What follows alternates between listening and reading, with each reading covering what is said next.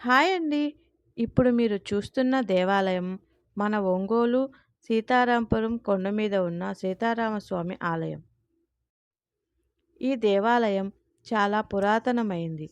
స్వయంభూగా కొండ మీద వెలిసిన స్వామివారు అప్పటి ఒంగోలు రాజుల చేత పూజలందుకునేవారట.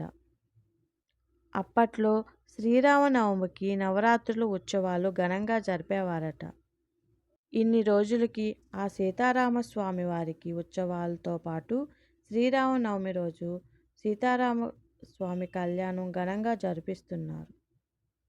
మన ఒంగోలు ప్రజలందరూ ఈ దేవాలయాన్ని ఇప్పటికే చూసి ఉంటారు. ఒకవేళ చూడకపోతే తప్పకుండా ఒకసారి స్వామివారి దర్శనం చేసుకోండి. ఈ ఆలయంలో సీత లక్ష్మణ సమేత శ్రీరాముల వారు మరియు వారి ఎదురుగా శ్రీ ఆంజనేయ స్వామి వారు దర్శనమిస్తారు. ఈ కొండ మీద నుంచి చూస్తే మన ఒంగోలు నగరం ఎంతో అందంగా కనిపిస్తుంది.